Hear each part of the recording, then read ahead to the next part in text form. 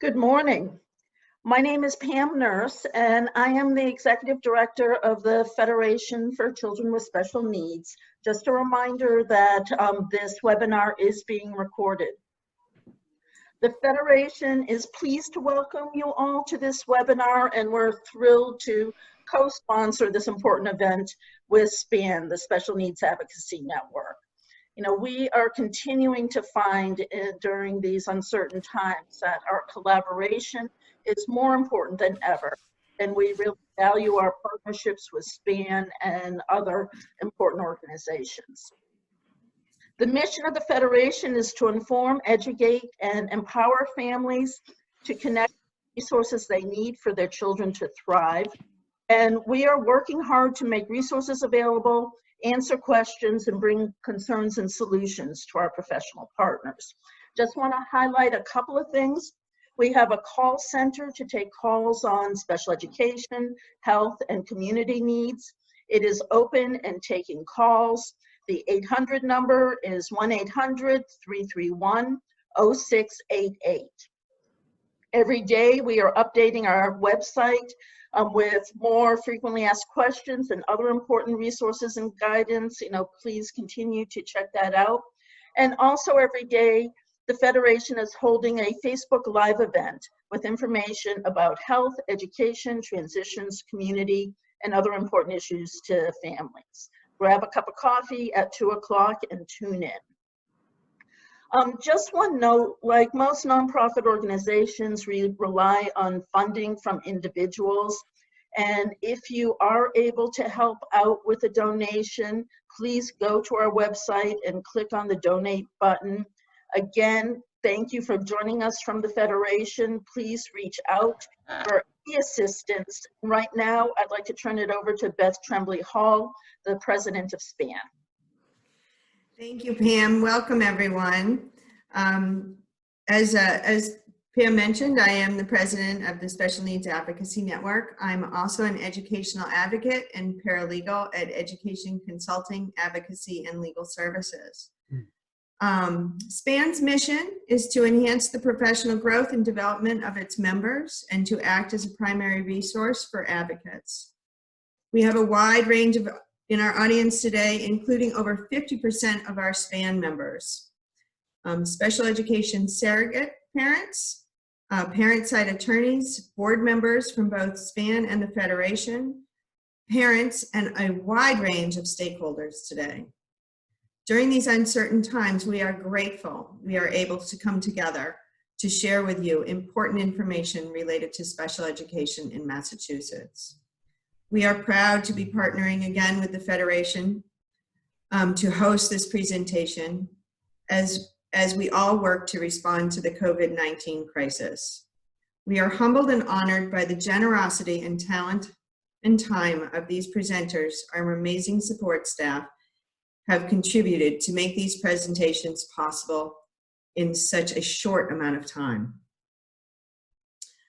This webinar is being recorded with the intent to widely distribute. We do have closed captioning today and some interpretation going on. As you are aware, we ask people to submit questions ahead of time. Lisa will get into this briefly in just a few minutes.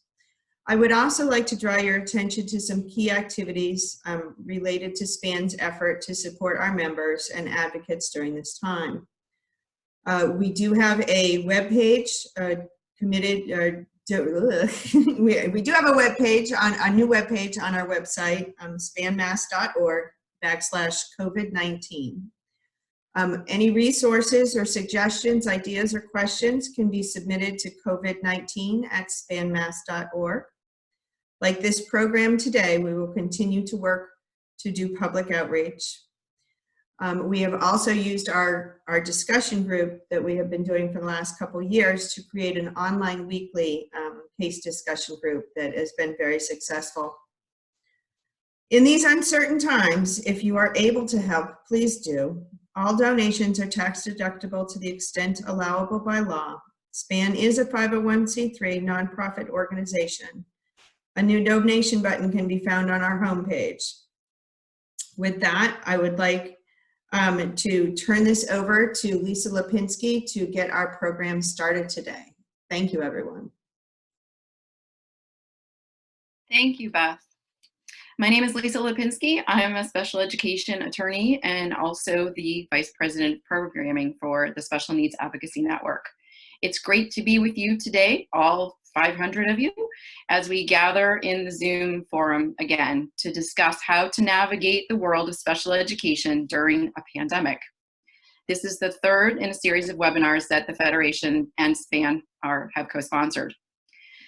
We are thrilled that our attendee audience today features a diverse array of stakeholders who share the goal of providing all of our students in Massachusetts with access to meaningful educational opportunities, including the essential social connections with their peers and teachers during this unprecedented moment in history.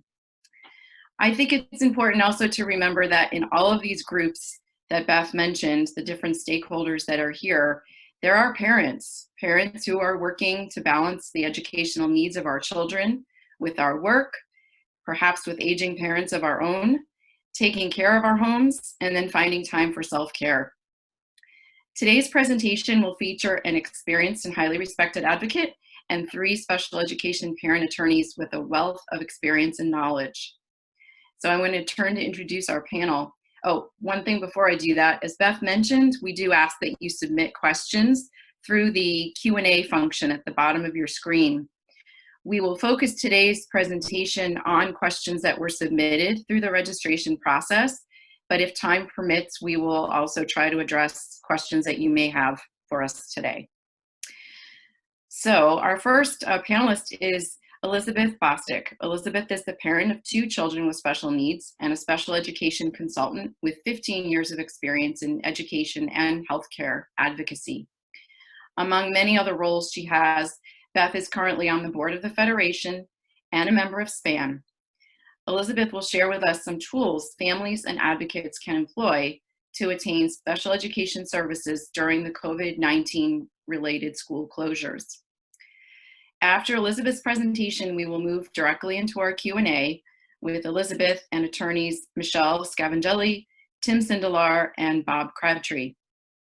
So I'm going to ask each presenter as I introduce them to share with us, I'm stealing from my daughter's social studies teacher, to share a thorn and a rose. What is something that has been a challenge for you during this pandemic, and what has been perhaps a silver lining or a rose for you? So I'm going to ask Beth first, Elizabeth, to share quickly, and then I'm going to move on and introduce our other panelists. Good morning, everybody. Selecting one thorn, that's an interesting challenge. And so because I'm an advocate, of course, I'll choose 2. But I think the primary one for me is, we were talking earlier, it's very hard for me to not be able to actually physically touch people. You know, it's not being able to hug, not being able to have that interaction has been a challenge. The other challenge is, like many other people on the line, I am a parent of a medically complex child, and balancing his day-to-day needs, his educational needs, my personal needs, a business, and advocating for others and supporting others has been a real challenge. The silver lining is actually linked to that challenge, which is I have never seen the level of collaboration and camaraderie amongst stakeholders that I've seen in this time. Usually within the disability world, we see people siloed, and I can honestly say that it's been unprecedented how well we've been able to work together and support each other. Great. Thank you, Elizabeth. Our next panelist is Michele Scavongelli. Michele joined the Ed Law Project as a fellow in 2012 and has continued on as staff attorney through the present. She has represented over 200 families in the past 8 years in school discipline and special education matters. She has also trained numerous attorneys, parents, and community groups, and is the deputy director of the Youth Advocacy Forum. Michele, can you share with us your thorn and your rose? You're muted. You're muted, Michele. My real thorn is Zoom, but that wasn't what I planned to say. My thorn is probably similar to Beth's, which is not being able to hug my grandkids. I have 4 grandchildren, and you know, they don't even understand why we can't see each other. So the first thing I want to do when we can touch other people again outside of our home is to run and see them and give them a great big hug. The silver lining has been that without a commute back and forth to Boston and other things settling down, I've been doing a lot of Zoom exercise. So when my kids see me again, they'll have a stronger granny. All right. Thank you, Michele.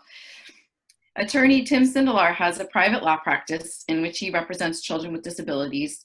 He previously worked at the Disability Law Center and in legal aid programs throughout the country in Nebraska, West Virginia, and here in Massachusetts. Tim has been a wonderful partner in moderating and coordinating these events with SPAN and the Federation, and we're very grateful for his assistance. Tim, what are your thorn and rose? Thanks, Lisa. I have elderly parents in assisted living out in Omaha, Nebraska, and they're going through some real challenges with the current situation, and being unable to communicate with them quite effectively has been a really big challenge and a real big thorn that concerns me on a day-to-day basis. In terms of the rose, I would echo what Beth has to say. This has in some ways brought out the best in people. I've never had the level of energy that I have now in terms of being able to collaborate with people and work with people effectively. And I think that we're all going to benefit in the end from these very, very difficult times. Thank you, Tim.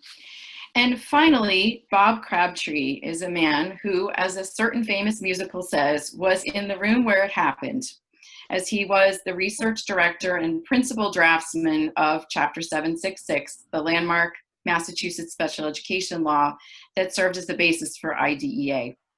Bob is the founding partner of the general practice law firm Cote & Crabtree & Strong, where he now serves as of counsel. Bob and his partner Larry Cote were recognized by the Federation in 2005 for their dedication to students with disabilities with the Martha Ziegler Founders Award, among many other ways in which Bob has been recognized. And so Bob, share with us your thorn and rose. So many of them.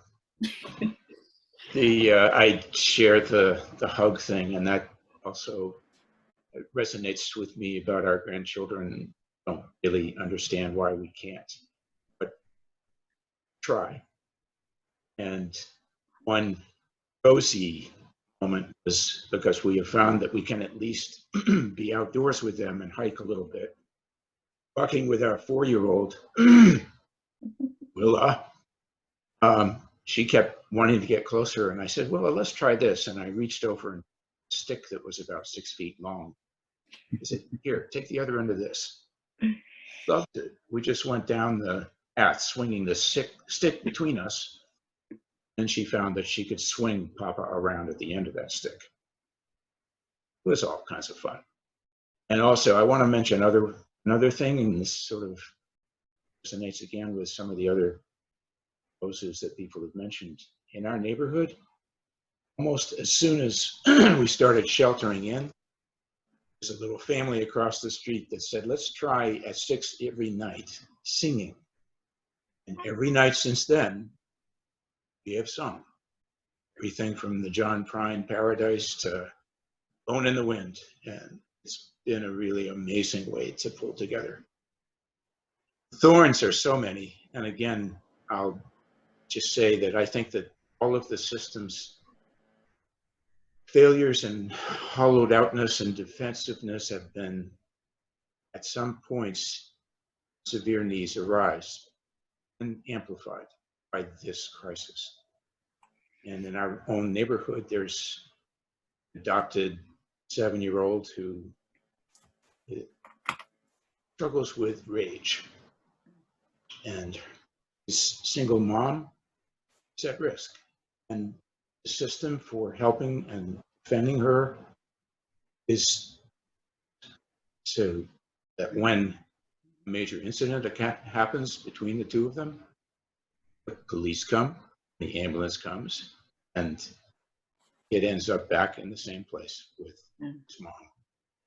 just waiting for the next attack. And it's just really, really thorny, doesn't even begin to say. Mm-hmm. So there. All right. Thank you, everyone. With that, I'm going to hand the microphone off to Elizabeth Bostic to lead us with her presentation. Thank you. Good morning. Everybody give me just a moment to put my screen up here. I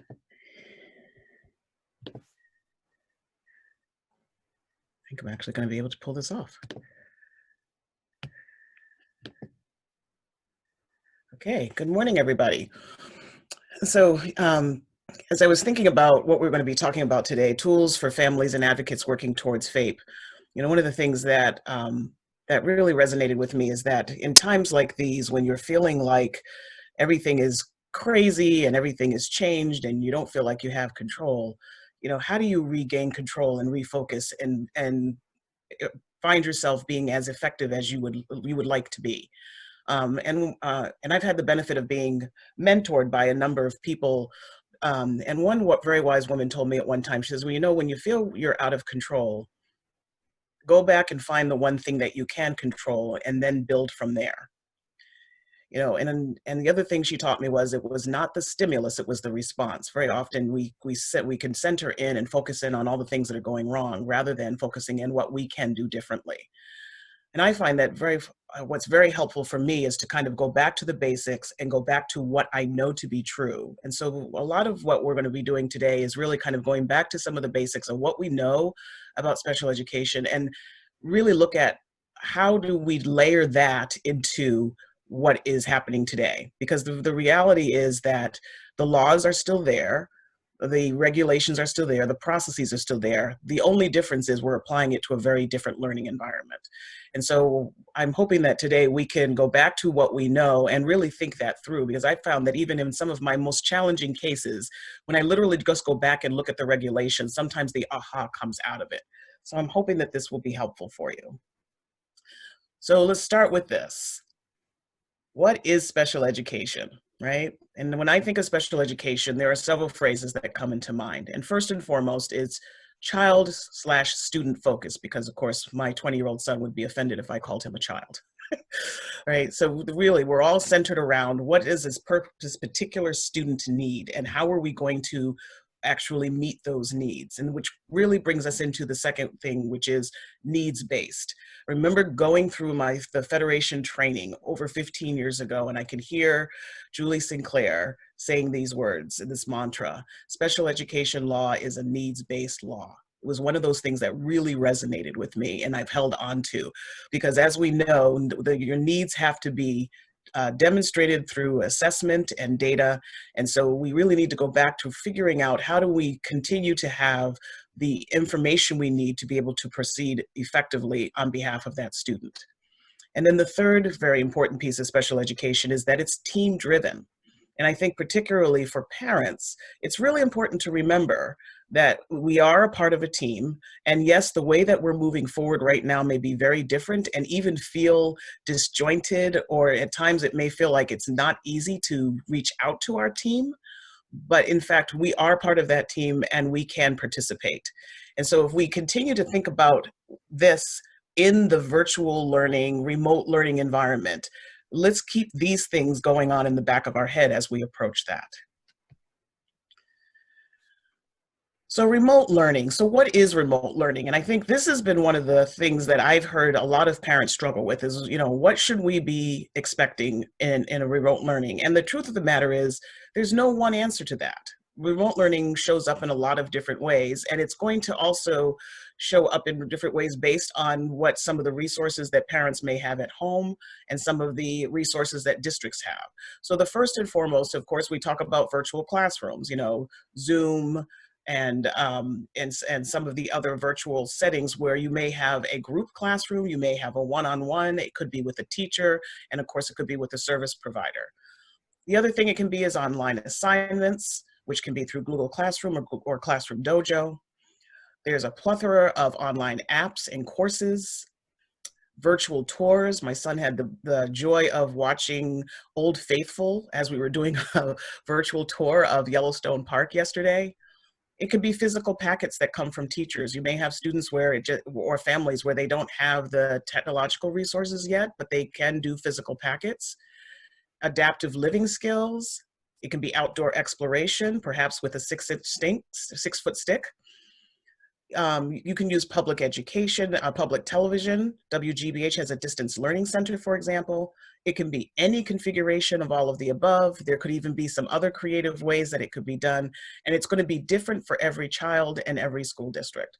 So when someone says, what should I expect from my district? There's no one answer for that, because each of it's going to be customized to the individual needs of a student and how resources are. And the other thing to remember is that it will evolve over time, you know, and so we're going to talk a little bit more about that as we get further in this presentation.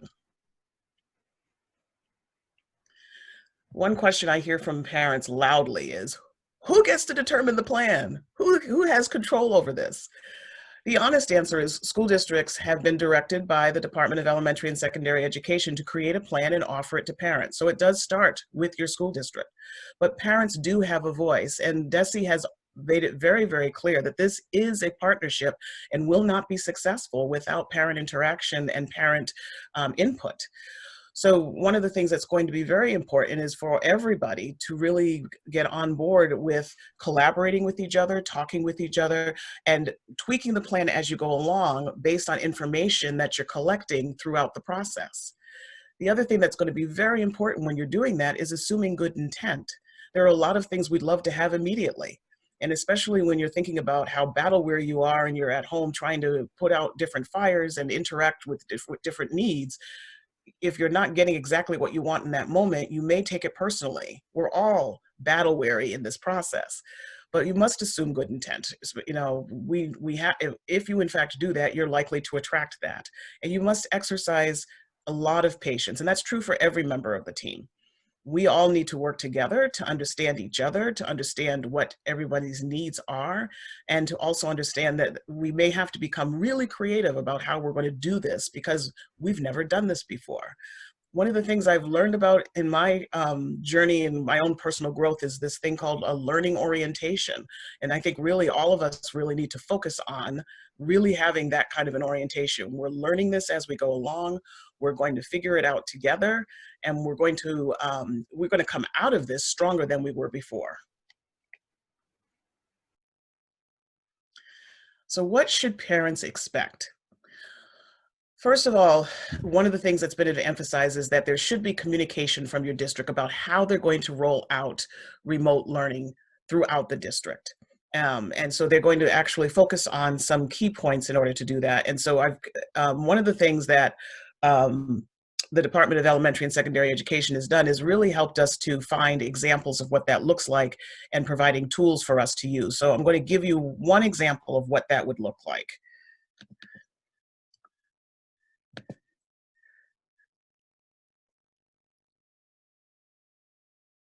All right, so I wonder if I can do that. Yes, I can. Aha.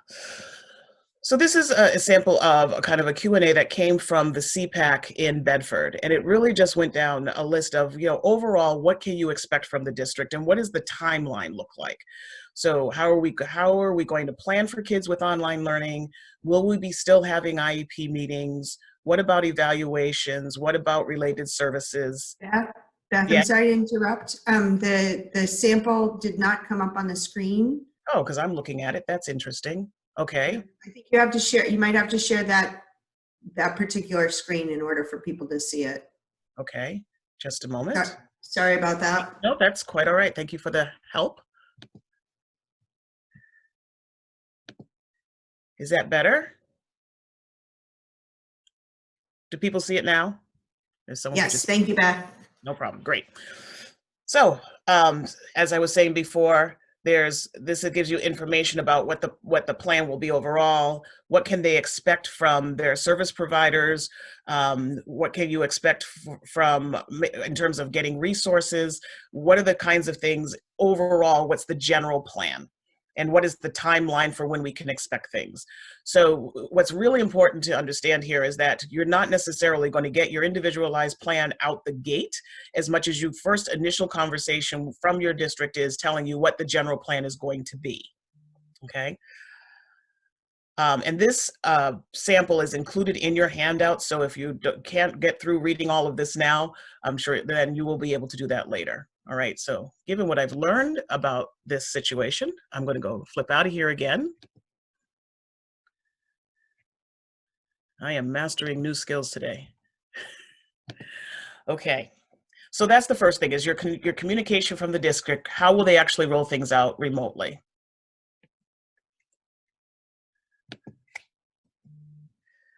All right, and then after that, you'll get direct information about what will happen individually for your child. And one of the things that the Assistant Commissioner of DESE communicated was that would show up kind of in two categories. One would be supports and resources. And when you were looking at that list of what remote learning is, you'll notice that there were some things that were directly driven by a service provider or led by a teacher, and there were other things that actually supported independent learning. So the supports and services and sorts and resources really are talking about that independent learning component. Your academic content, which could be in those homework packets, project-based learning, all of that with accommodations, but those are really going to be driven by either the learner themselves and or their parents. And then in conjunction with that would be your instruction and services, which could be done whole class, small group, individualized, and those would be those instances where you might be using Zoom or Google Chat or Google Meet or some of those other platforms, so that a teacher or a service provider is actually interacting with with a student. The other thing that's important for families to understand is that they should expect a total of about a half a day of instruction or related services to maintain or reinforce acquired skills. And again, that's not 3 hours of a student sitting in front of a screen with a teacher, as much as it's about 3 hours worth of work, which can be any combination of that configuration of methods that we were talking about before. So what is going to happen is that you would receive communication from your district as to what that looks like for your child. And so let me show you what one sample of that will look like, because it will highlight a lot of the different pieces of information that would be important to you individually. My eyes are getting old. All right, I'm going to stop share and go back down here. And go here. All right, so I'm actually really proud of this one because my son happens to go to the CREST Collaborative, and I can tell you they are definitely doing this. And so a lot of what's going to happen in this plan is going to help you to understand how to, not only what the plan is, but how you're going to navigate and who the key members of your team are and who you should be getting in contact with. So this is an example of what that might look like. And again, it's just an example, but at least gives you an idea of some of the key pieces that should be included. So for example, you're going to know that who the people are that you're going to get in contact with. It gives you your contact information. There may be some people who it's best to do email, other people may do telephone number, but in any case, this is how it's going to be mapped out for them. So you'll notice that all of that information is very clearly written out for you. In addition to that, you have something that almost looks like a service delivery grid. What's going to happen when. So, there will be check-ins at certain times, there'll be direct instruction in certain times, and they will list who that is and at what time. And there will be cases where it may tell you whether it's one-on-one, may tell you that it's a small group. James, for example, had a group this morning, a 9 a.m. yoga class, which we were both very thrilled to participate in. I think he likes it for the social piece, but it gives you a sense of what's going to be happening. Below that, they also give you some ideas about what your daily schedule will look like, help you to formulate that structure that Ann Howard talked about in our last workshop. So how do you actually put together a day with your child so that they can get through all of the different things that they need to be getting through? And then in addition to that, remember we were talking before about supports and resources. This is a list of all of the various types of online resources with very secret passwords and passcodes for all of the different subjects that are going to be covered. And so this was so as we're trying to figure out what to do during the day, this gave me lots of resources on how to do that. And remember, one of the things that James does participate in is a community trip each week. And so these were various virtual tours and trips that he could actually participate in. And yesterday it was Yellowstone National Park, and I didn't even have to get on a plane. All right. So that gives you a sense of the kinds of things that should be in that plan. All right, just a moment.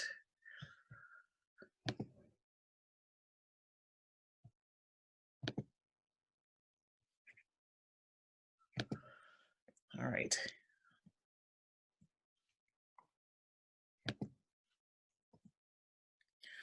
All right, so what should parents expect? There are a few things that are really important for you to understand about this process. One is that consent is not required to start services. Special education is already in place. All that is necessary for you to receive is written notification from your district as to what's going to happen. IEPs do not need to be amended in this process. They're still active, and what we're looking at is how do we implement them to the best of our ability under these circumstances. You may, however, there may be an agreement that the school will ask you to sign that really basically says these are the rules for doing a virtual classroom setting. We expect you to be in a quiet area. We expect you to respect confidentiality. These are just basically a framework. It's almost like a beginning of a workshop. These are the ground rules for how we're going to interact with each other. If you haven't received a progress report from your last marking period yet, you should be receiving that as well. And one of the reasons why that is so important is we all know a lot of us are concerned about what kind of impact this is going to have on children's progress or, regression. So knowing where the child was before this happened will at least give us a benchmark for knowing how to measure where they are once we all are able to go back into buildings and touch one another again and hug each other again.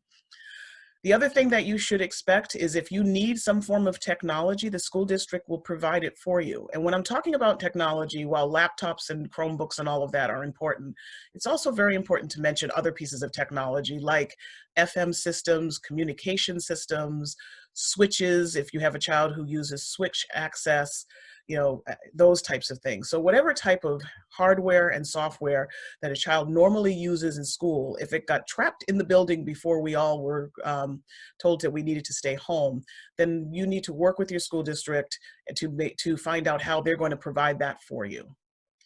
If English is not your first language, interpreter and translation services are still something that can be provided and must be provided upon request as needed.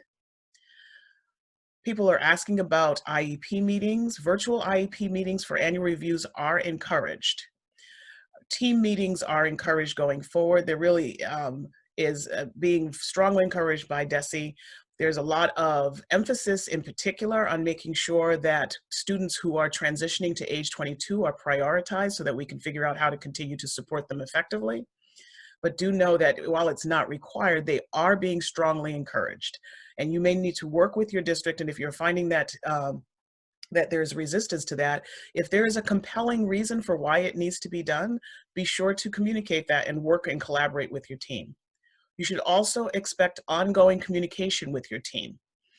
DESE is actually recommending at least once a week that you're talking to one person of your team. And this is, again, to look at what's happening, recalibrate, and perhaps massage some things and make sure that everybody's on the same page as to what's been working well and what hasn't.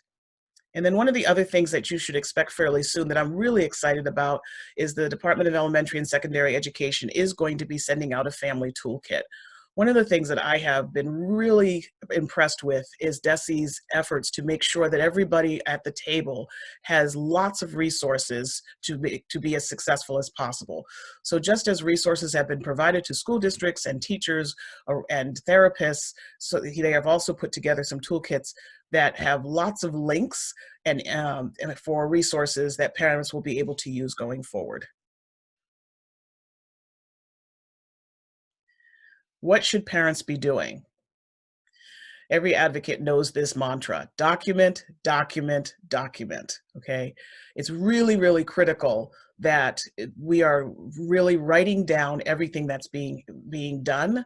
And much as Desi has said to school district, if it hasn't been documented, it hasn't happened. Really, the only way that we're going to know what's happened in your home in this process is by your helping us to see it. So what's being delivered? Who's actually delivering it? How is it being delivered? How long does it take to get through the session? How is your child responding? And what can be done differently? So these are the kinds of things that really need to be looked at. And the Federation for Children with Special Needs has actually created a form that is a suggested template for it. So we'll take a look at that right now.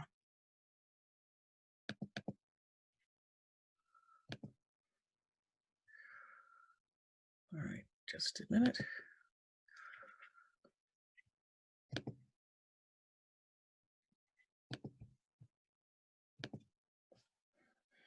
All right, so as you can see, it's very simple. You want to put in the child's name, the date of the week that you're dealing with, and then in each day, how was the child, or how were you contacted?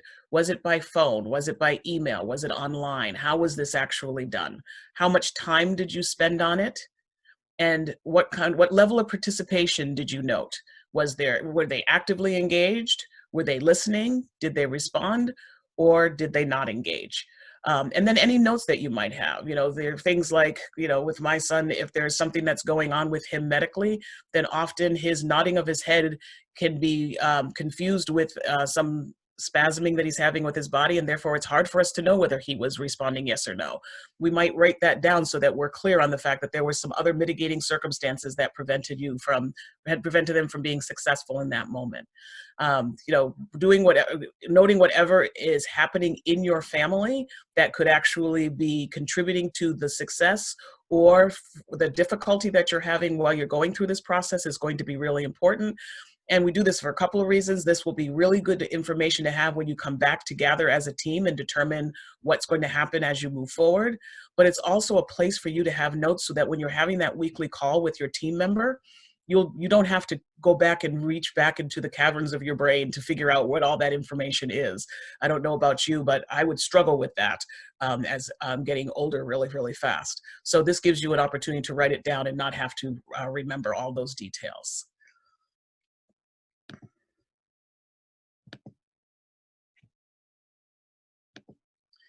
The other thing is, if you need support or training on the various virtual platforms that the school district is using, ask for it.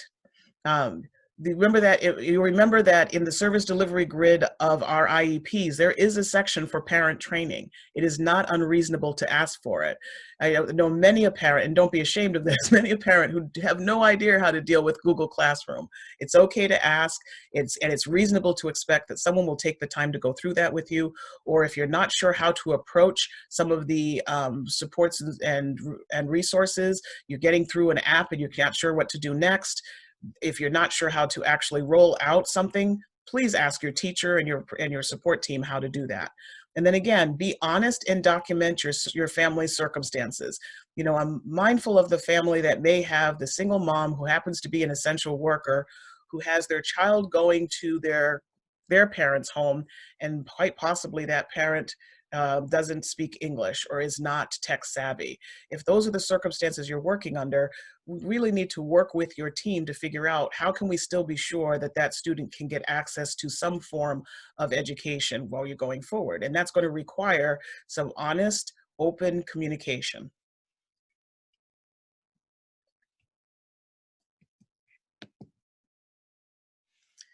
And I just want to remind you, you've got this. I know that this feels uncomfortable. I know that this feels stressful. I can tell you that I've felt many of those feelings as well. But there are a lot more that you know than you think you do. Lean into what you know. The basic principles and guidelines and regulations are still relevant and applicable. And when all else fails, you go back to what you know. It's about documentation. It's about data and assessment. It's about all of those different things, making sure that there's open communication. It's about the team process. Lead with collaboration and empathy for all members of the team. There are times for advocating very strongly. pushing maybe a little harder than usual. But really right now, what we need to do is step back for a moment and remember that you may be dealing with a teacher who has 3 kids at home, and while they're virtually trying to support your child, their children are bouncing around in the background, right? So all of us are in this, and we're really trying to figure this out together. The district's plan is likely still evolving. One of the things that our assistant commissioner said was, don't let perfection get in the way of doing something good. You can't expect perfection out the gate, but you can expect and can model partnership and continuous improvement. So what is being offered to you today will likely continue to grow and evolve over time as we all get better at this and as we all figure out what really works well. Be really creative and offer ideas for solutions. You know, one of the challenges that I ran into with my son is with a hearing impairment was trying to figure out, how do we make sure he can get that direct instruction with sign language and still use a communication device for his expressive communication? He quite literally has what we call Command Central with 3 different computers to do that.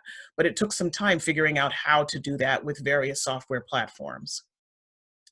And then, as always, use your usual resources for conflict resolution.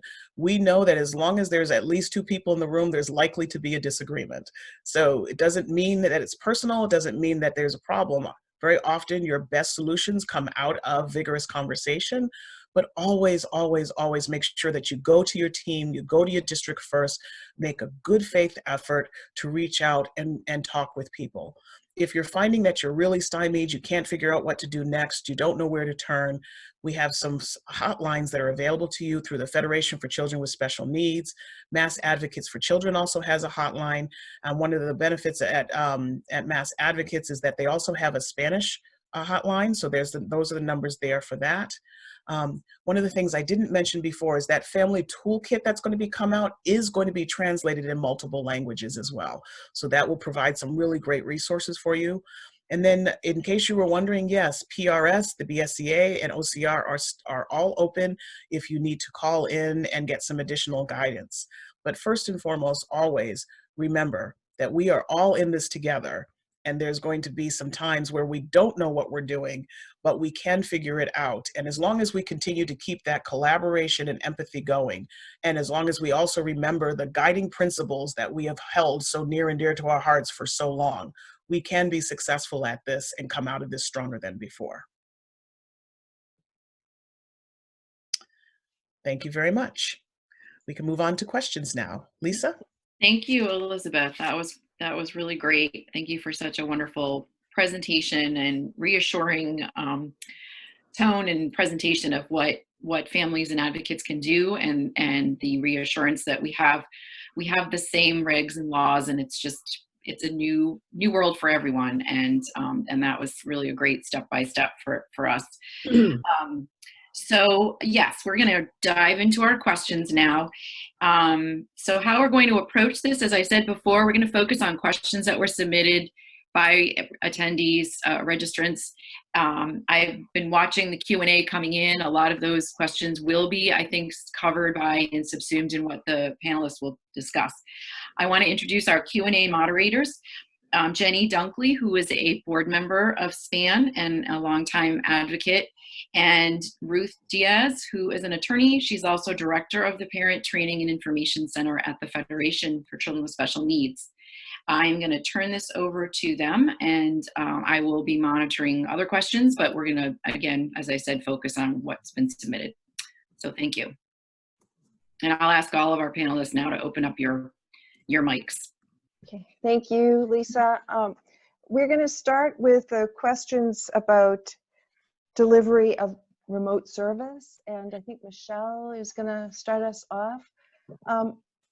Now, Beth did talk a lot about what parents can expect, but I think there's still a lot of questions about those services that are listed in the grid and what parents have a right to expect in this time period when they have 5 hours per week over 5 days of speech and language and OT and all of that. So what can parents expect in terms of a translation now into this new environment for services on their IEPs?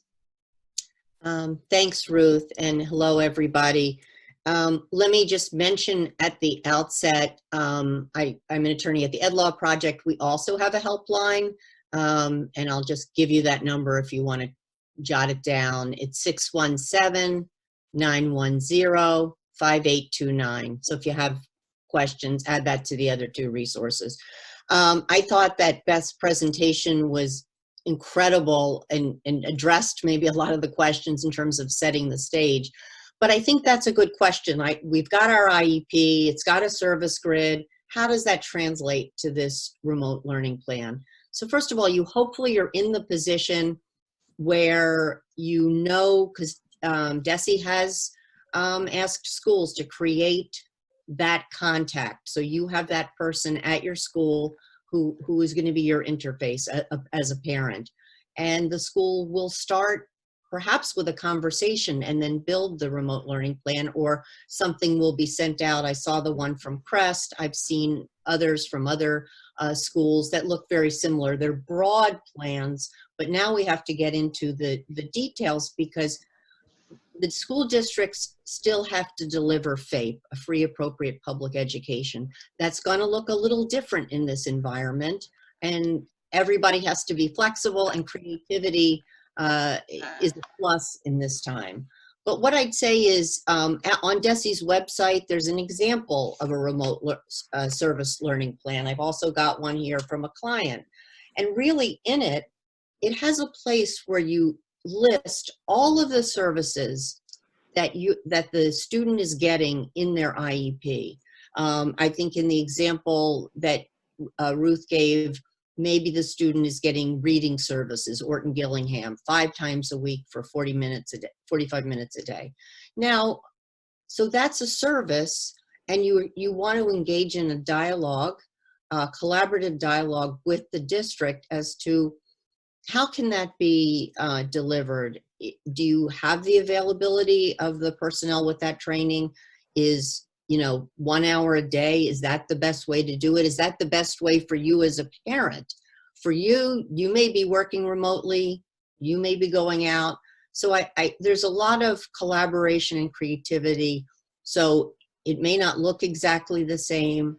I think I go back to what was in Beth's last slide, is work together with the district, but make sure each one of those services is addressed in the plan.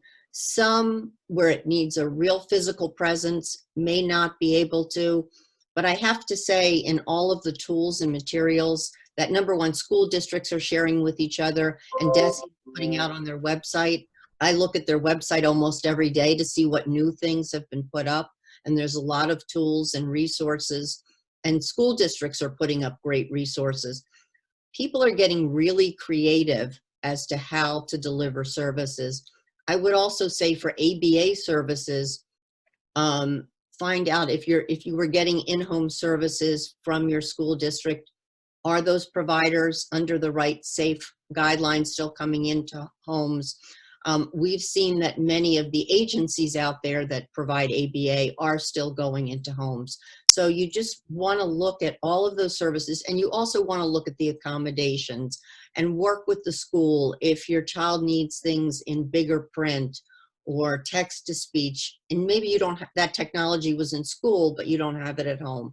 So you're looking at accommodations and you're looking at the services. And I think I'll stop there if my fellow panelists want to add anything, otherwise we can keep going. I think the only thing I would add is, remember that we're talking about a needs-based law, right? And we've also learned over the years that sometimes it may not look the way that you would think it should look, but it doesn't mean that the need can't still be met. So that's why that collaboration is so important, because we may have to do things a little differently, but the really cool thing about that is when we come out of that, we may actually have 2 options instead of just 1 for getting to that same need. And when I think about the possibilities for students down the road who may be at home because of hospitalizations and things like that, we're going to learn a lot about what can be done differently to still meet the needs of a diverse group of students. And one other thing I'd add also. Oh, sure, go ahead, Bob. Tim. Yeah, I loved what you had to say, Beth, about collaboration and also documentation. And that folds into what Michele has just gone through about setting up and operatively. And just a voice from the dark side of years and years of litigation experience.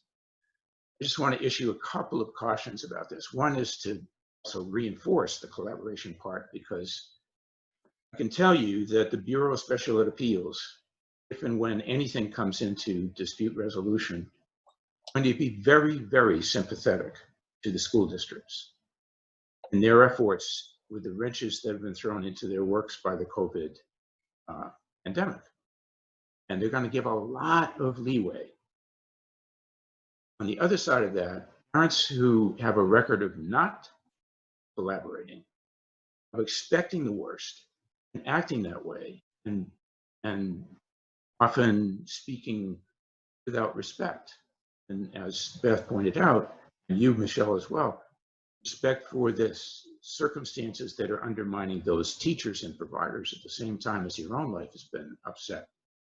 You're not going to have a lot of sympathy for parents. So that is really important. The other thing is about documenting. Loved your point, Beth, about that. It deserves to be repeated a million times. One thing I want to be certain comes through about documenting is that documentation, again, from the dark litigation side of things, that may be discoverable someday. So be clear about how you document. Thing that you write down, be objective. Don't include the words you might have in the back of your mind about, oh my God, these people are really bad. Just put the facts down and do it, I would say, as systematically as possible. Because someday all of that may be the best record there is of what the school district did or didn't do, what you did or didn't do as you go through the whole process. And that's the meat of evidence and litigation down the road that we all hope we never have to get to. So following up on that, could you talk a little bit about the schools that possibly are not offering what the parent wants, and how should the parent respond? What kind of mindset should the parent have if it's less than what the parent is looking for the child? I think there's a few things to keep in mind here. This, I think Beth pointed this out, and we've all seen it, has been an evolving situation. At the very beginning, the guidance wasn't anything like what it became, and we're all learning as we were learning on Zoom today. We're all learning together. So some school districts, and I don't, my experience, and I think this panel has talked, it doesn't necessarily fall down along lines of school districts that are in the wealthiest districts versus school districts that are in the poorest districts. Different school districts have been able to rise to the occasion and get things going faster than others. And I think that's why the senior commissioner is doing weekly calls with up to 1,000 special ed directors across the state. And then his slides are shared on the website. So when you're talking with the school, take a look at those slides and take a look at the DESE's frequently asked questions, their guidance. And if your school district has been a little slower, remember that what school districts are being encouraged to do is don't wait for it to be perfect. If you have a service, roll it out, and maybe speech and language isn't going to be the first service that's available that week, but maybe it will be there next week. And I would try to enter the discussion as much as possible collaboratively and say, look, I understand this is hard. This is what I understand DESE is saying can be done. I've seen these tools. Can we talk? You should, parent communication has been underlined many times by DESE, when I keep saying DESE, Department of Elementary and Secondary Education. So now, that there has to be a contact, there needs to be ongoing communication. There needs to be communication of the remote service plan, which will fill out over time. They're telling schools only do this 2 weeks at a time because things are going to change. So that would be my best advice in terms of approach. If you get to the point where you're being as collaborative and flexible as possible, and you're still hitting a brick wall, I would reach out to some of the, if you can't engage in a dialogue with your school district, then you can reach out to some of the other resources that were listed. And I can't say strongly enough about the documentation.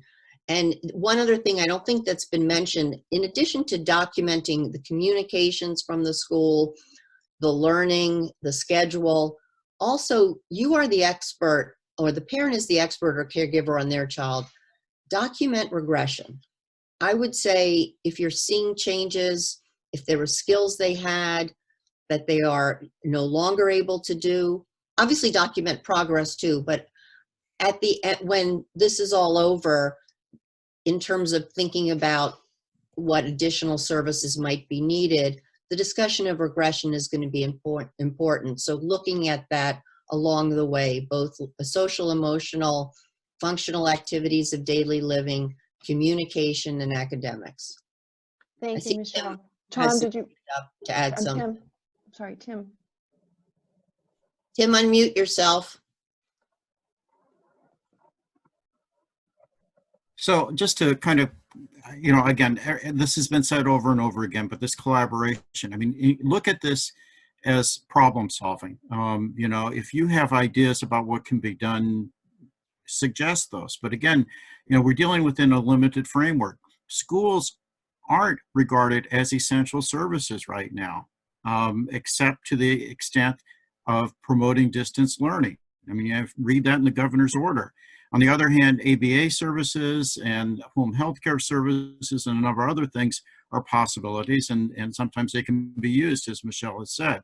But I think that the real challenge here is to try and figure out, well, what can a school do effectively? They can't come in and do one-on-one speech therapy. No one's going to make them send a speech therapist into anyone's home today. That's just not a reality given where we are still in terms of being locked down.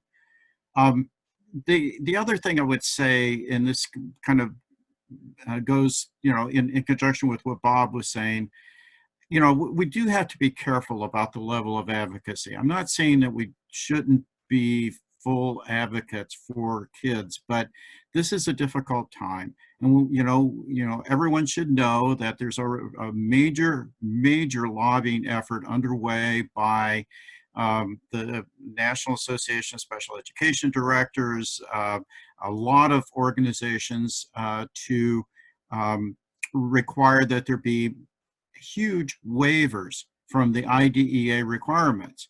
They've requested that everything be waived during the time of school closure and 90 days after. And, that's not happened yet and would have to be approved by Congress. But if we give people ammunition, if people are insisting upon their 5 hours a week of speech therapy when it's impossible to deliver, we are providing grist for the mill for such waivers. And I just think that we have to be cautious. We have to respond to the individual needs, but that's a delicate balance. I would also say that this is not the time to be really concerned about a lot of legalities. There are questions about, well, what about these notices that say I'm waiving procedural requirements if I have a Zoom meeting? My advice is forget about it. Sign those things. Procedural violations rarely are meaningful, and I wouldn't worry about it. I think it's more important to have the meeting than to quibble over consent. The same thing about signing learning plans. I mean, you shouldn't have to sign remote learning plans, but what's the harm in signing them? It's not going to be regarded as a waiver of comp claims. But ultimately, and we'll get to this later, I mean, there's going to be a real question as to what kind of claims can be made as we move out of the period of school closure into some kind of more fuller educational programming in the future.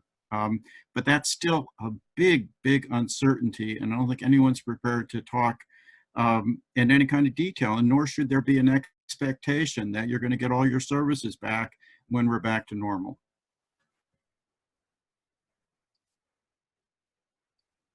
I think Ruth, you're muted right now. I'm sorry. All right, I'm going to suggest, Jenny, that we move to the next topic unless anybody wants to add anything. Let's move to the next topic. You're muted. Jenny. Yeah, hi Ruth. You were going to take the we switched things around a little bit, but we can go ahead. I'll take this one. So the big question on people's minds was transitions, and maybe Tim, you could talk a little bit about that in terms of what are we doing for initial eligibility, kids that are turning 3, and more importantly, kids that are supposed to be graduating or turning 22. Well, I mean, at least we know this. I mean, the DESE has said to school districts, and it's not in their official guidance, but it was part of the PowerPoint presentation at actually 2 of the meetings now that they've had with special education directors, that they should be prioritizing the transition situations in terms of holding IEP meetings. And again, it's a guidance, it's not a directive, it's not an order that you must have Zoom meetings. Nobody has said that. The feds have, encouraged it, the state's encouraging it, but no one has said you absolutely have to do virtual meetings. But if you're going to do virtual meetings, let's prioritize those kids who are transitioning. And transition in that directive is meant to be anything like moving from early intervention into preschool, preschool into kindergarten, kindergarten into elementary, elementary into middle, middle into high school, and then obviously, what we think of as the core piece of transition, that is moving from high school to adult services. I don't know that this world has changed anything. I mean, first of all, those meetings should be, prioritized. And so using Beth's advice, communicate, getting messages out that we really need to have these meetings, and to be clear about why you need to have those meetings. I mean, you don't need to have a meeting just to have a meeting, but if there is a really pivotal question about services that needs to be answered now, then that should be stressed, and it should be directly addressed in the communications to schools. In terms of transition at the end of, for those students who are turning 22, and we'll move on to DDS services. I've heard from DDS that they are seeking to get waivers so that those students could remain in their current residential programs, if they are in residential programs, past the age of 22. And that normally requires a waiver because of licensing restrictions, and that those waivers are going to be granted. And so because DDS is going to be moving slow in terms of moving students into adult residential care, some kids will be stuck in schools. And that's not really all that unusual. That's happened a lot over the years. And so that's a possibility. Is there a possibility of getting school districts to extend special education obligations past 22 because of this interruption? I doubt it, but it's probably worth thinking about and asking about. But again, I think that what you want to be clear about is what's going to be the most helpful in terms of reaching the objective moving into the next category. I could add one little thing, Tim. Mm-hmm. And that's, do you want to talk about MCAS and the fact that it could be waived, and that might get people to graduate who are not ready to graduate, and just keeping an eye on that? Well, all I can really say is that's still up in the air. And that, you probably know that the legislature last week passed a bill, and the governor signed it, that waives the MCAS requirement for this graduating class, and canceled all the testing for MCAS this spring. It's not clear yet what the commissioner will do about that waiver, how it will be implemented. There'll be some directive coming from DESE at some point within the next couple of weeks as to how that's applied, but people should be alert to the fact that this could affect the continuing obligation to provide services, because if a student is considered having passed the MCAS and have completed 12 years of schooling and otherwise met all the criteria for graduation, they may have difficulty accessing services in the future. And parents have to be alert to reject proposed graduation. And I would encourage, this is one place I think that it's worth just documenting. If parents receive a notification that the MCAS requirement has been waived for their student and they think it's not appropriate given the student's disability, they should file something with their school district indicating that they don't accept the MCAS waiver determination, just to preserve their rights. Absolutely. And this could be a small window within which the old Stock case comes into play, where there was no particular understanding about all this. And my erstwhile partner, Richard Howard, took the case to the SJC, and the court said, this is a sham graduation. This kid doesn't have the skills that graduation would ordinarily assume. Exactly. So it doesn't take into consideration that third prong, which is made effective progress on your transition goals? Well, I mean, that's always an argument that you can make, but you know, the bottom line is that at least initially, parents are going to have stay put. I mean, as long as you reject graduation, reject termination of services, and invoke stay put, services have to continue to be delivered by the school district. And that's a massively powerful tool to be able then to negotiate an appropriate resolution of what should happen next. I also I'm gonna go back to, oh, sorry, Jenny. I always go back to the fact that the purpose of the IDEA was, it's not to get you to graduate high school, it's to prepare the student for post-secondary education, employment, and independent living. And we have, because sometimes transition goals aren't even written in, you don't, you know, it's really looking at what's been done through the IEP process, and is that student ready for those things. And that, you know, and you can, as Tim said, you assert stay put in staying in school. So I want to sort of like go off script just a little bit, because there was a question in the chat that we thought was really important, and that is, can you talk a little bit about the expectation that the education now is going to only be for review and reinforcement of prior learning and not new information, and how that might have an impact? So that limitation was found in the commissioner's general letter to all parents early on about remote learning, and wasn't contained in the specific special education directive. So it applies to everyone. And that is, you know, what's the current advice is that, you know, we suggest that you start, but as we've been saying, this is a place where things change every day.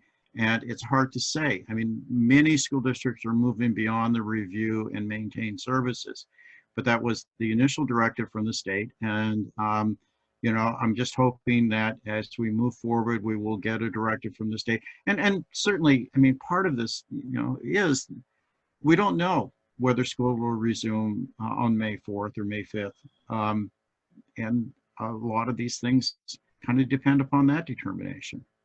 So is there a difference between new content academically and progress in terms of individual IEP goals?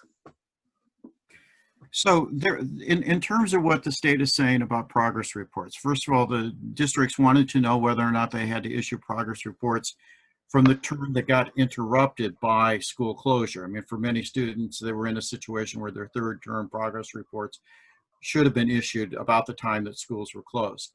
And the state said, yes, issue those progress reports. But in further discussion, they've indicated that, you know, there's no way that school districts will be able to issue progress reports during the time of school closure, or effective progress reports. And so I expect to see that there will be some kind of attempt to waive that requirement going forward because of the difficulty in documenting any growth during this period of time.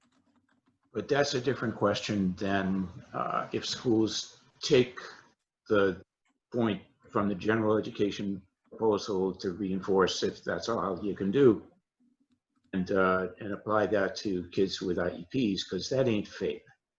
Right. No, No. it's not. And I Yeah, think and that Go ahead, Bob. that's my point. I think everybody understands what I'm saying. I think one of the things that I have found is helpful to remember is, again, all of this is evolving. And I think to some degree, you have to start with, can we maintain skill now and develop the skills as a team on how do we do that? And then I have found, at least with my own team, is that once we figured out what that looked like, we have been looking at the IEP goals and starting to work towards moving my son forward. So I think it needs to be an ongoing conversation, because there is a definite conflict between kind of the general education mandate versus what IDEA tells us we should be doing. And if we're looking at FAPE, we should be moving our students forward. And then you have the conflict of students who may actually, my son happens to be in a out-of-district placement, so we don't have kind of this conflict of, well, what's happening in the gen ed classroom if you have a kid who's integrated in the classroom and still receiving IEP services, right? And how do you balance those two very different mandates? And that's something that I think each individual team is going to have to work through together. I just want to cut in for a moment. I just wanted to ask our panelists, it's 11:45, and I think we still have quite a bit of material to cover. I was wondering if we have a consensus that if everyone would be available for an extra 15 minutes past noon, if that's possible. Sure. Yes. Sure. Absolutely. All Can we right. get confirmation from our interpreters as well? Oh, And Renee? If you guys could add into the chat that you can extend for the next 15 minutes, or until 12:15, that would be great. great. We have a yes. We have a yes. Okay. Looks like we're a go. Thank you. All right. Sorry for interrupting. I think, Tim, I cut you off. The only thing I wanted to say is I see a lot of questions about kind of systemic issues like access to equipment and to the internet and to services being provided in non-English services, translations. And I would encourage people to, again, use Beth's strategies about documenting and having communications.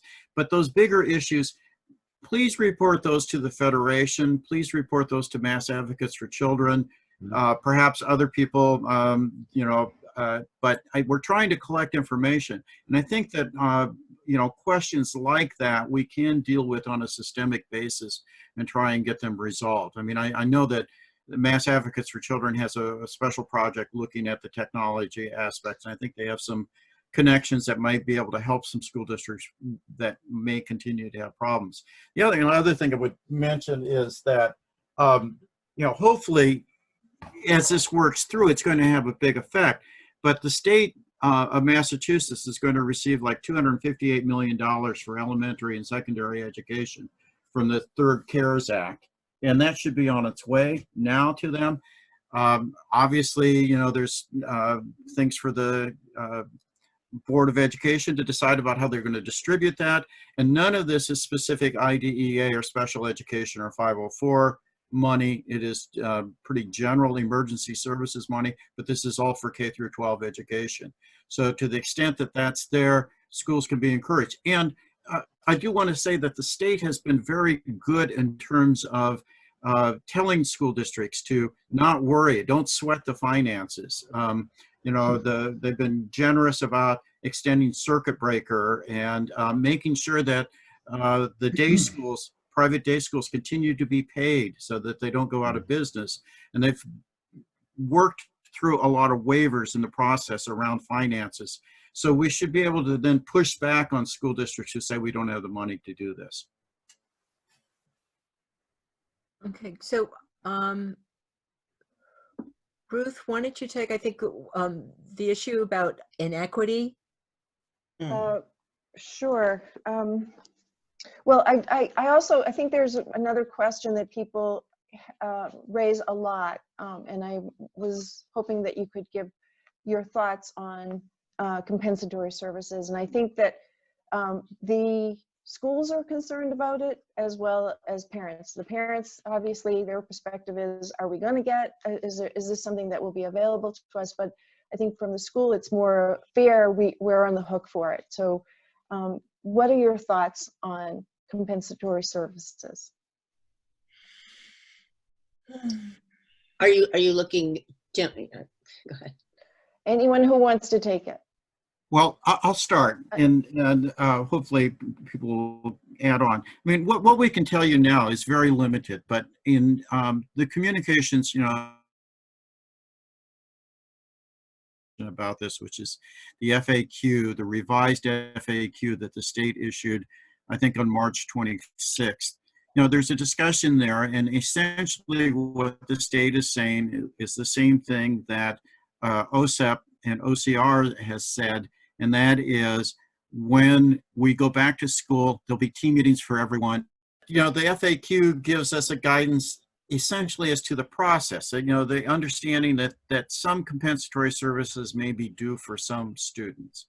Beyond that, we don't know, and people aren't saying a lot, and this goes to the question I see a lot in the questions that have been posted.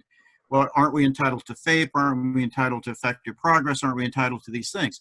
And the answer is yes, yes, yes. Everybody has said that, but they also have said, but this is a different environment. And so it depends upon what it's like in the environment. School districts are seizing on the language in the Andrews Supreme Court decision from last year or 2 years ago around what is FAPE to say, oh, Andrews said it's, it depends upon the child's circumstances. And now they're saying, well, the child's circumstances is school closure, so FAPE is different in the time of school closure.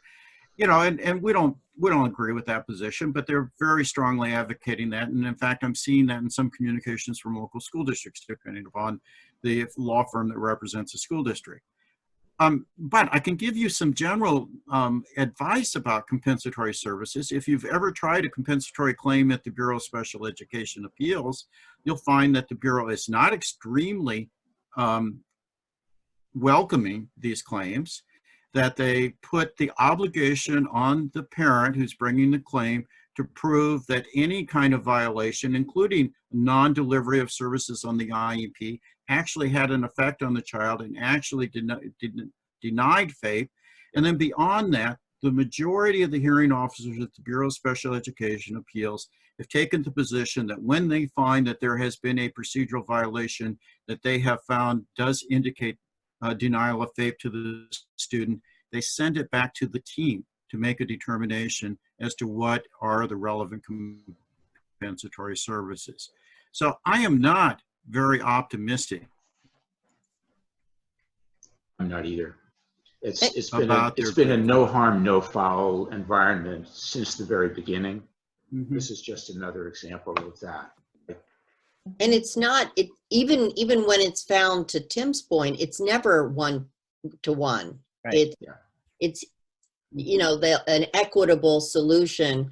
I go back to what Bob said. I think when compensatory claims are brought, when this is all over, there will be a hard look at whether districts operated in good faith to deliver what they could when they could.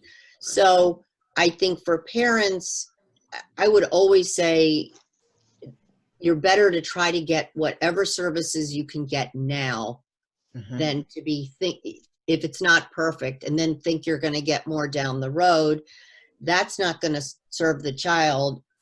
Get what you can, and then look at how the student is done and revisit it that way. But I'd also say to schools, when you have many of your fellow school districts finding ways to do things, it may not be one for one. I think that's going to have some weight also. If out of 50 school districts, 40 found ways to offer virtual OT, as an example. That's a great point. The industry standard. Putting a stick in the ground that you're not going to do that, I think is going to look bad. It's just my thought. I would You're try right. to make it look bad if I was the attorney for the parent. Tim, did you want? Well, I would just say the rose in this thorny challenge that we have here may be that this is a perfect opportunity for people to work collaboratively together. You know, go to your CPACs, have the CPACs advise the districts about their policies, what they should be doing systemically. You know, people have suggested maybe we should have extended school year. And again, it's not even clear whether that's going to be possible in this environment, but, you know, thinking about systemic approaches through the CPAC, through school board meetings, may be the much more effective way than to worry about individual student comp claims. And, you know, use this as an opportunity to make your CPAC strong and to make them a very powerful voice in the community. Okay. So there, maybe one last question. We wanted to ask about students in non-school settings and how, Michele, how can we best advocate for students in those settings? We have a lot of CPACs, I'm sorry, not CPAC, the Yes. FCSPs on this call, and what kind of advice, guidance can we give them? And I'll just give a shout out. I was assessed before I became a lawyer. So I would say this is something our organization is looking at in particular, a lot of concern about kids in DYS, kids in DMH locked facilities, kids in group homes, congregate care, star placements, you know, kids involved through DCF or through DYS where they're not in a stable home environment to get the help, or even if maybe they're in foster homes as well. And I would say this is another place, those students are entitled to be getting remote learning from whatever is identified as their school district, or if they're in DYS or DMH facilities, in those facilities as any other student. Is that happening right now? We are hearing reports of places where it is happening, but we're also hearing many reports of concerns in group homes where there's maybe one computer and there's maybe fear of even having the internet available because students may misuse the internet, for example. And I think this is where advocacy with the organizations, this is where it's really going to take a village. Advocacy, these are our most fragile kids, with DCF, with, if assuming they're involved, with the social worker, with the DCF attorneys, with DCF home office. Ed Law itself, we're in conversations with DCF, reaching out to their education coordinators. Separately, Ed Law, we're responsible for training and supporting all of the juvenile attorneys across the state in education advocacy. And we are training all of them. There are DCF workers and education liaisons coming to our trainings, and we're trying to bring them up to speed as to what kids' rights are in these situations. And I would ask people to reach out to us.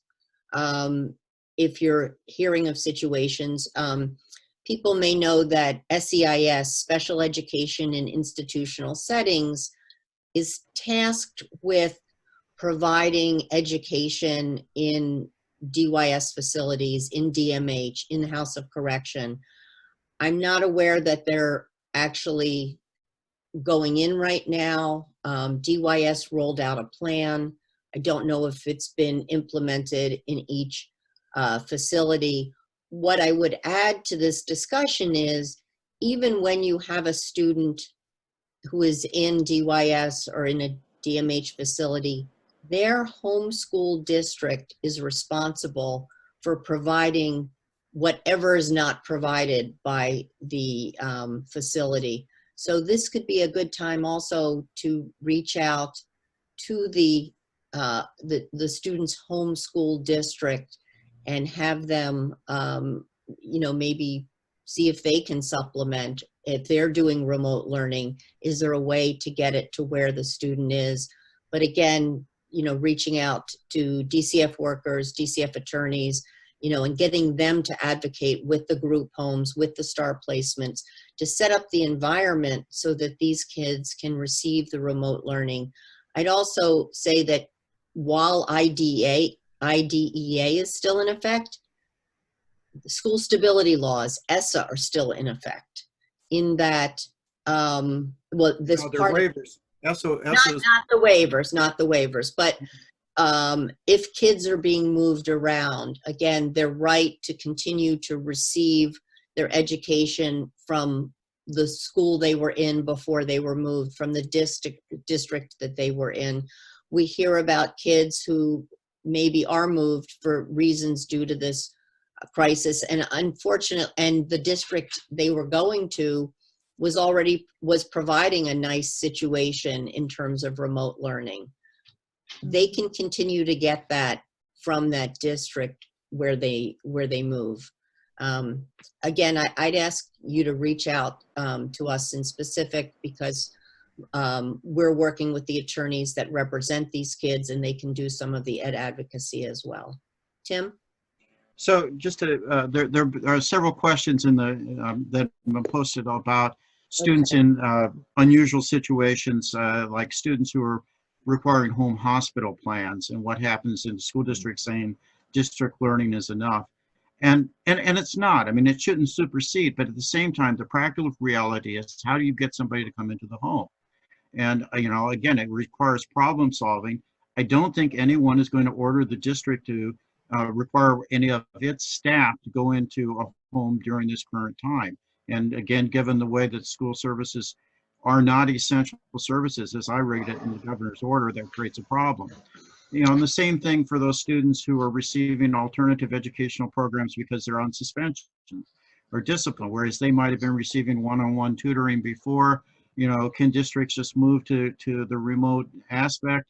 And, you know, the answer there is probably even though less as supportive as it is for the home hospital kids, because, you know, the district just has to present an access to learning environment in those situations, except for the students on disabilities, and they still have an obligation to prevent some kind of modified FAPE in those circumstances. But the problem of getting personnel to deliver is, at the current time and under the current orders, very almost insurmountable. So I think that what you have to do is work with the limited tools that we have in those cases to try and make those as effective as possible.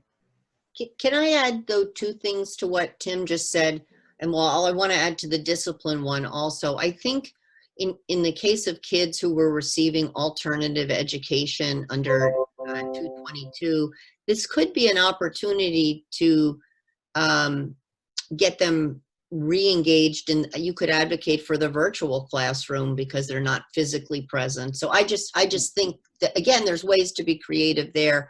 There's two situations that have come up, one that I hear about a lot and I see in some of the questions. One is kids who are in out-of-district placements. And I think Beth gave an example of, you know, her son's out-of-district school doing a great job, but we've had questions from others, like, what if my out-of-district school, first of all, I would say the out-of-district schools, whether they be a day school or residential, by the way, the residential schools were not covered by the governor's order. They could stay open. The day schools, most have, like the public schools, closed, but they are the first line of defense, the first person you should be going to be getting the remote service learning plan, to have the contact.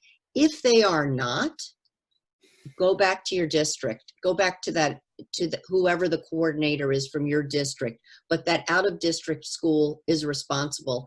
I will give a note of recognition. Tim and I and others have talked about this. There are many residential schools up and running with people supporting the kids in the residence and teaching them in the schools.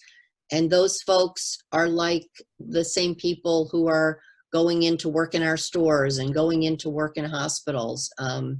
You know, they're there and they're continuing, because many of those students, it would be like what Bob spoke about in the beginning, for them to be at home would not be safe. So I think we have a level of appreciation for the residential schools that are staying open and working. And then the other question that comes up a lot is, well, right when this happened, we were looking for a program, or the school district just said, but we didn't, we couldn't really visit. And now the school district is offering remote learning, perhaps through a substantially separate program, or whatever the program they have that would be the most appropriate for trying to help that student. People are worried, gee, did that change my IEP or my ability to look for an out-of-district placement when this is all over? And again, the filter I use, I would say, no, you're getting your services. You can't get them at an out-of-district placement that you don't have yet. You haven't identified one. Where I always start when thinking about what's important is, how do I get as many services for my student that will help them that are possible and I can work out with the district? So that's fine. It doesn't change the student's IEP. Thank you, Michelle. I'm going to have to stop us there. I will say, I'm just going to tag on that I am actually involved right now with a couple of out-of-district schools they're working on providing virtual tours for students who had been in the process of being referred for out-of-district placements. So there is some creative, work being done out there by the out-of-district day schools to try to at least forward the application process, understanding that the student's not going to be enrolled fully until schools reopen. They don't feel they can really serve the student well, but they might be able to. Some of them are offering to provide some support in the background. So just to say that, but I'm afraid we have to end our Q&A portion, and at this point, and I'm going to invite Bob Crabtree to say a few parting words for us, some encouragement, and from someone who's been in this in this field of advocacy and work for many years, and has probably seen some, maybe not quite to the level of this pandemic, but some other crises along the way. So I'm going to turn it over to Bob. Thank you. Thank you. So you only want my positive words. Yes. A balance. Yeah, good. Well, anybody that knows me knows that that's hard to come by some days. And as we even entered this COVID-19 crisis, without knowing it was coming, the article that Federation kindly published with the issues that I thought candidates should address, the shortcomings as the law that we put together 50 years ago now, in the ways that it's been interpreted and applied, they still need to be addressed. But as I have the luxury now, as an old guy, looking back to those first days and thinking about the whole history of it, you're right, Lisa. There have been serious challenges at many points along the way. The thing that gives me a lot of heart is that the conditions that led to enactment, the organizing of people that were like herding cats to organize and focus their combined energy to bring about what became Chapter 766 is unbelievable. I mean, there were a lot of elements at that time that were unique to the time that made it possible. And yet there was a very strong undercurrent of, to some degree, some bigotry against people with disabilities. Some people, like the state senator that buttonholed me in the corridor as we were approaching the hearing date for what became Chapter 766, he said, look, don't ever try to quote me on this, but I know that this is going to be a big, big waste of the taxpayers' money. These kids will never be productive citizens. Well, that attitude was there. That attitude is still there to some degree, and it comes and goes with waves of perception of lack of resources in the world and in the planet.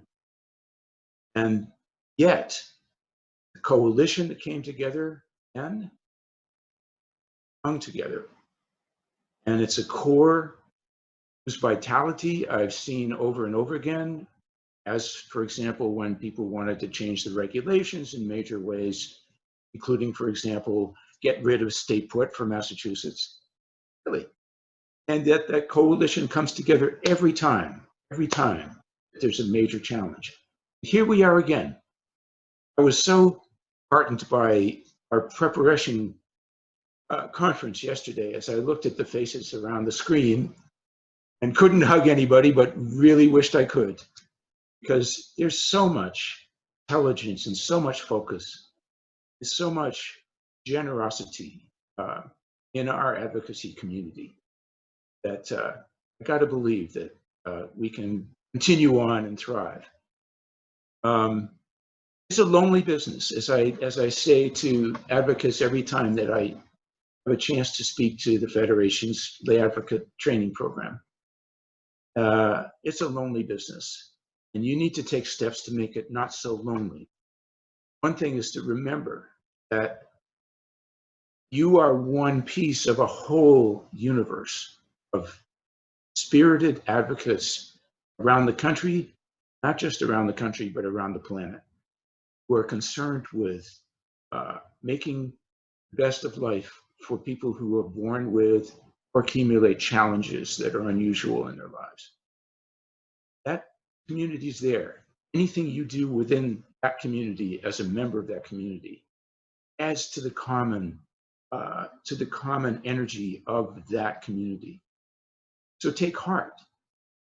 Continue to connect with people as much as possible that are in the same field. Ask the questions of each other. Ask the questions of us. Go to the Federation. Keep on keeping on. There were 400 or 500 of you on the line today. My God, that's amazing. It never could have happened in 1969. And now here we are, continuing and continuing. This is an earthquake under the building. The building will stand, and you are part of making that stand. So, amen and amen. All right. Thank you so much, Bob. Welcome. We all need to hear that. And I will hand it over to Pam and Beth to say goodbye, I think. Thank you very much. And I want to give a very special thank you to all the panelists. I mean, we so appreciate all of your advice and wisdom. I want to thank all the participants, and I want to encourage you to continue to reach out to us with your questions and concerns. We will be continuing this series, and we'll be focusing on being able to answer more of your questions. Beth? Thank you. Just a couple of housekeeping items. Elizabeth Bostic's presentation will be published on the handout link page, and also the COVID web page shortly after this presentation is over. The toolkit that we brought up several times, that will also be published as soon as it's available in its final form from DESE on the COVID website. We are hoping to get an exit survey out to you maybe sometime in the next day or two, so we'll hope that you'll watch out for that and respond. Let us know how we're doing. And with that, I'm going to close things out for the day. I hope you will agree, when we work together, we find solutions that are more likely to be successful. Climate and culture matters. Harsh words that are spoken behind closed doors often resonate beyond those closed doors and set a tone that we just cannot afford at this time. We would like to thank once again our partners, the Federation for Children with Special Needs, these remarkable presenters, our staffs, the Q&A team, Miss Renee Williams for all her tech support, for making this happen, our board of directors who have really stepped up to the plate in large and small ways. And we want to thank you in the audience for working hard and making a difference in the student lives that you serve. Thank you, everyone. Thank you.